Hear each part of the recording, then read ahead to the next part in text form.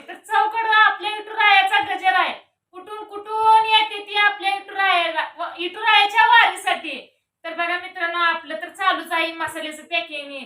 आपल्याला काय जायचं जुळत नाही. इथं पंढरपूर जवळ आहे, तिथल्या इथं जायचं आपण वारी दिवशी.